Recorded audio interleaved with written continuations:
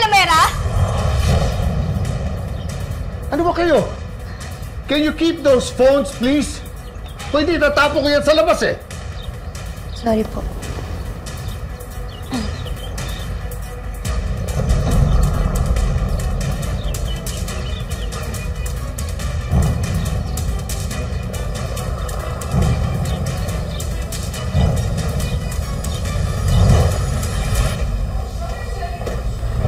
Sumakay talaga to? Grabe, no? Kailan kaya nangyari yan? Ito, merong comments 2 years ago. 2 years? Tagal ka pala yung kapatid ng Kyran. Model ata to. O baka artista. Yan yun. Oh, ba?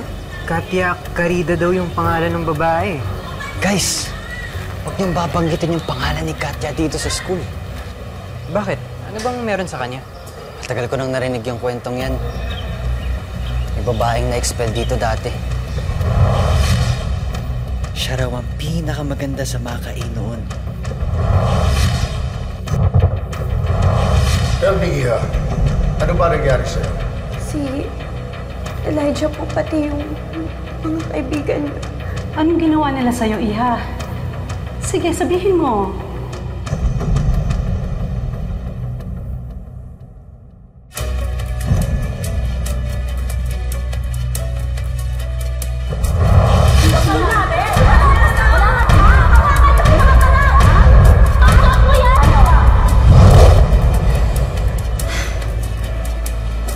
It's impossible. Hindi ba gagawa ng anak ko yan? Naniwala po kayo sa akin, Sir Rodente. Meron pong ibang mga nakakita.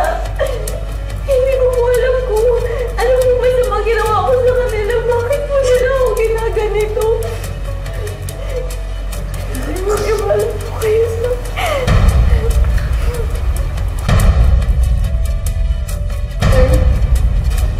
Naniwala ko kayo sa anak ko.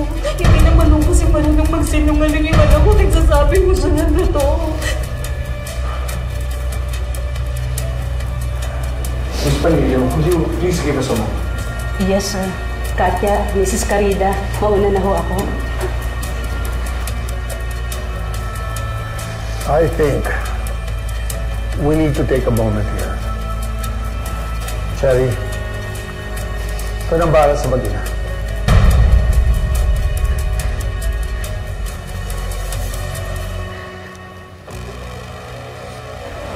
For your troubles. Ano to?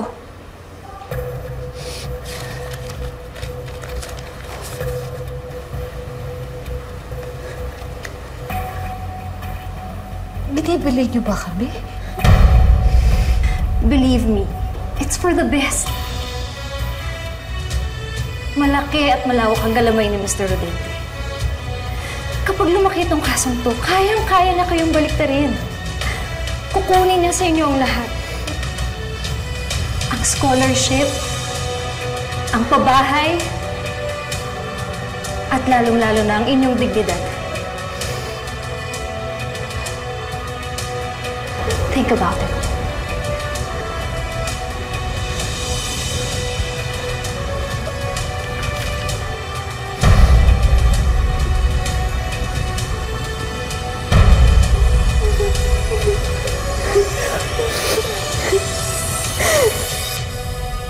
Simula nun, natakot na yung mga estudyanteng pag-usapan o kahit panggitin man lang yung pangalan ni Katya.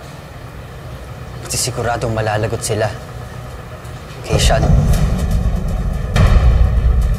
Sean?